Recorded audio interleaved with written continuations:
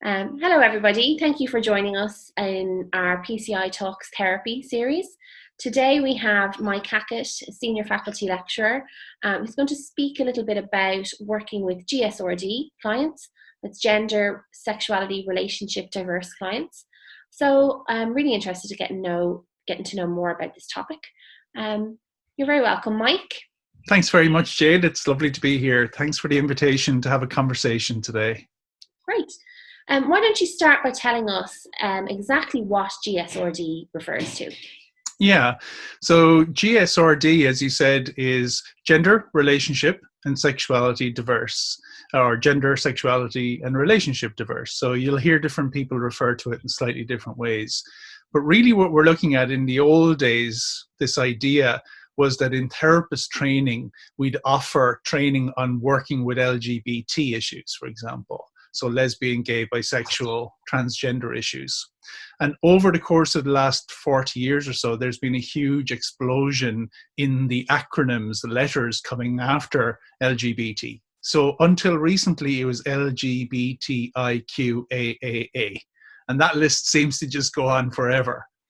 And it's designed to try and, in some very ham-fisted way, capture the nature of diversity, how human beings are very diverse from each other. The problem with that, though, is it sees every one of those letters in that acronym as different from something else. And that's where GSRD comes in, because GSRD is a much more inclusive term that looks at diversity in, for example, those three areas. So sexuality then, more generically, covers homosexuality, heterosexuality, and all the variations of sexuality. Same for gender and same for relationship. So in a relationship component to diversity, we'd be talking about monogamy, which is a very traditional form of relationship, to polyamory, which is a very radically different for many people, but a very natural and innate way of relating as well for many others. So GSRD is a more inclusive, diversity-orientated way of looking at a complex area without making them or us out of it like the old LGBTIQAAA and so on used to be. Okay, interesting. You mentioned difference and diversity there. Before we get into the specifics around GSRD, tell us a little bit about that. The semantics of difference versus diversity. Okay, that's a lovely idea, actually, because a lot of people might think that those words are absolutely the same. When it comes to working with human beings, though, and we as therapists are used to working with human beings all the time, our language is important. When we look at the word difference, it implies that there's two parts, something and something that isn't that. And so they're different. But the problem with difference is it seems to prize one perspective over the other, which makes the other a problem. So I'm me and you're you, and we're different from each other. But when that difference comes with a sense of value, you're less than me or more than me, then that's where we start to get into problems. Diversity, however, is a much more inclusive term, because it doesn't pick out the ways in which we're different. It picks out the ways in which we are all on a broad, co-equal spectrum with each other. So your gender, your sexuality, your relationship are different to mine, but they're co-equal when we look at it through the lens of diversity. They're diverse, not different in a classic black or white, binary, good or bad, male or female kind of way. Okay, so that explains then the move away from LGBTQIAAA concepts, or terminology, should I say, and into something much more inclusive, GSRD. Okay. Right. So then tell us why, as therapists, we need to know more about working with GSRD clients. Okay, it's a really good question. One of the big factors, I guess, is culture comes into the therapy room all the time. So what we see in society ends up in front of us when we're working professionally. So the number of, for example, transgender clients who are presenting for therapy who may not have presented for therapy 20 or 25 or 30 years ago.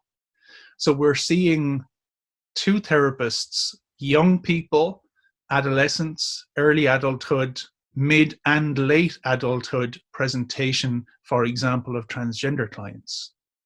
And that's quite challenging for a lot of therapists and a lot of Irish therapists, I think, because we've been trained to see sexuality, for example, as engendered. And that falls down into male or female. And it's really, really difficult to wrap our heads around the idea that gender is complicated and it's not binary. There are a whole number of extra dimensions to gender alone. And when we meet people who are not binary, male or female, what do we do? How do we wrap our heads around that? How do we support the human being? How can we learn about what messages or rules we've gotten in our upbringing as therapists that might influence our ability to be empathically attuned to the needs of a transgender client, for example? Okay, so it's all about getting to know this client group, this population, who, yes, we include as the same as, although diverse, but recognizing the unique experience that somebody with GSRD has, no matter what stage of the spectrum that person might be in, including myself, who might have relationship issues, for example, that would fit into working in that model there. Very much.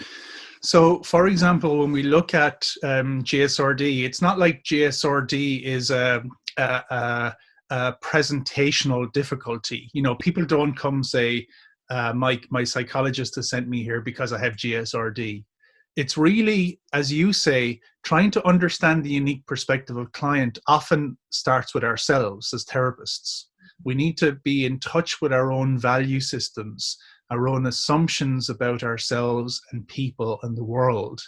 And that can be influenced socially in 4 different domains, for example. So maybe if you're interested, I can say a tiny bit about that later on. But for the moment, what we're really cluing into in ourselves as people is how can we give the best, do the best, be the best in support of these very diverse client populations that are very perhaps diverse from ourselves. If I'm a straight, white, middle-class, educated male, then their lenses through which I will try to understand the world. Whereas the client who is transgender, for example, or is in a polyamorous relationship, or, for example, is in a relationship in which their only sexual expression is through prostitution, for example, then that challenges us on multiple levels, which may in fact get in the way of the therapy. So GSRD, you're absolutely right, is understanding issues of diversity amongst gender, relationship, and sexuality, but it's also looking at ourselves and our own assumptions about those topics. Because ultimately we begin everything through our own lens, don't we?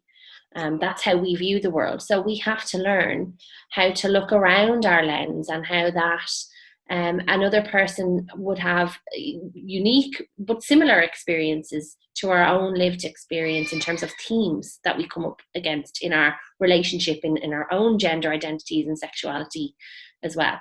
Exactly. And that's socially informed. Do you know what I mean? It's not like there are these fundamental truths of the universe that everybody should be straight and everybody should be white and everybody should be middle class and everybody should be married and in a monogamous relationship. But a lot of the time, sometimes I think we get into these assumptions that then becomes normal. Yeah. And then anything that isn't that becomes abnormal. And that's a real problem. Talk to me a little bit more about that side of things, the impact and influence of society for both the therapist in terms of what we will face in our role, and then for the GSRD client, and how we can negotiate the societal impacts that will come into the therapy room. Yeah. So I suppose if we look at how we come to see the world, we're often primed or programmed through societal factors. And for me, there are kind of 4 key societal factors that influence us and bed in these kind of assumptions or lenses or prisms through which we see the world. So the first one is culture. So we're members of the Irish culture. So in Irish culture, we'll value certain things and we'll reject other things. So for example, alcohol. Alcohol is probably one of those things that's always associated with Irish culture. So when we have a wedding, a funeral, when we have a celebration, or when we drown our sorrows, every single one of those things revolve around alcohol. It's part of the kind of Irish cultural milieu in that. So culture plays a part. The 3 major institutional forces, though, are religion, the law, and medicine. And the way they exert social control over us is they create this idea of an in-group and an out-group. So think about the law. If you're in the in-group, you're a good citizen. And if you're in the out-group, you're a criminal because you've broken the law. And so we treat good citizens and criminals differently from each other. When it comes to religion, the way religion maintains social control is through virtue and sinfulness. So you're either good or you're a sinner. And those labels get attached to you in that context. And the third one is medicine. In medicine, you're either well or you're sick. And if you're sick, sick becomes almost stigmatized. So when it comes to mental health, homosexuality, for example, was part of the Diagnostic and Statistical Manual of Mental Disorders until 1973. Mm-hmm. And in Ireland, it was still a criminal offence under Irish law to even be considered homosexual. That's without undertaking any sexual act. To just be homosexual was a criminal potential, carried a criminal potential until the 80s. So those 3 features of society really influence the way we work with others. We can't avoid it. It's quite remarkable that, that's so recent for us as a society that we're criminalizing homosexuality. Not that long ago, really, when you think about it. Absolutely. But Mike, we have moved on as a society, or we would like to think that we have. So then why do therapists need to, or why should they immerse themselves in more learning and a course around GSRD? If we've moved on and we all recognize equality and we all recognize the scale and the diversity among sexuality and gender identity and the myriad of relationship issues that exist across all relationships. So why do you need to do a course on something like this then? Yeah, it's a great question. I think there's maybe 3 ways to answer that question. The first one is there are practical considerations, very practical considerations when faced in the therapy room. Some clients, especially younger clients perhaps, are far more advanced in their thinking about their sexuality, their gender, or their relationship status than perhaps we've ever been. So for example, they'll bring up things like binary or non-binary. They'll bring up with gender diverse. They'll bring up asexuality. They'll bring up polyamory. They'll bring up all these kind of terms because this is something that they've thought about, that they've looked at themselves. And the therapist then is confronted with these terms and are saying, what the hell does that mean? And how do I intervene? How do I help this person? Is that the problem?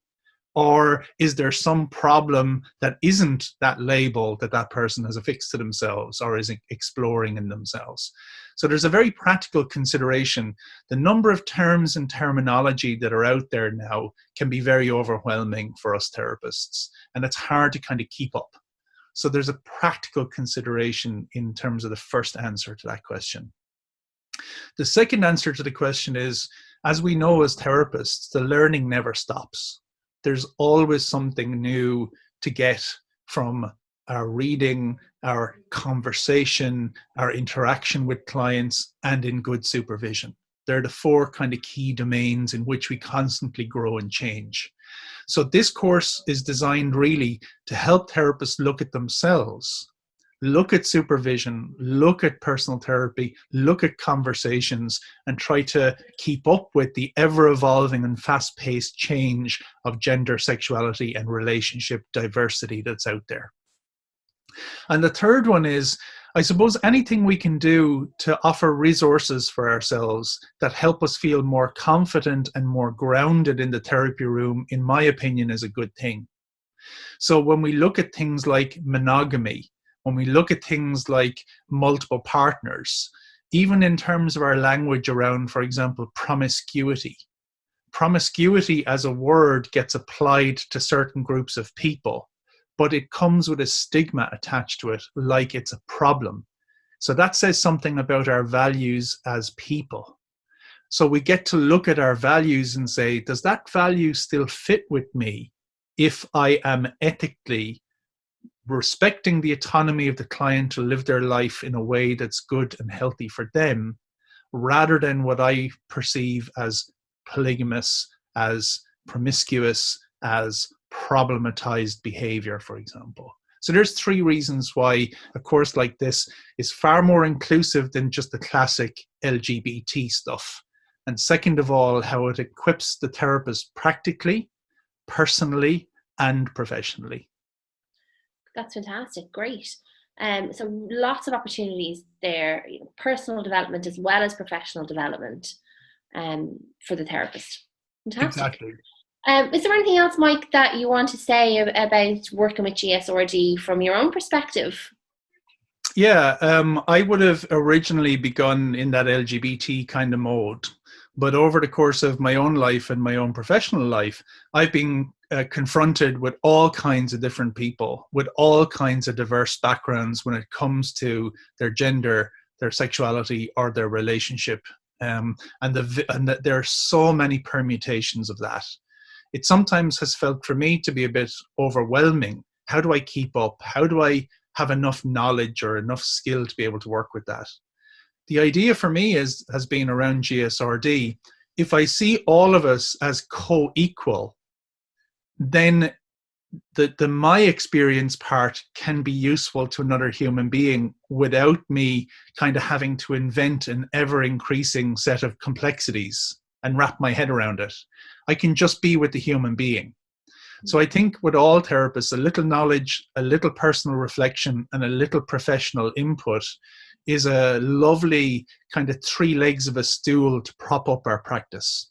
So I'd encourage therapists, just like the journey I've been on myself, to think about this stuff not as more work I have to do or more learning I have to undertake, like it's an impediment on me or a demand on me, but just that new insights, fresh perspectives, and looking at my own values are always very useful for therapists.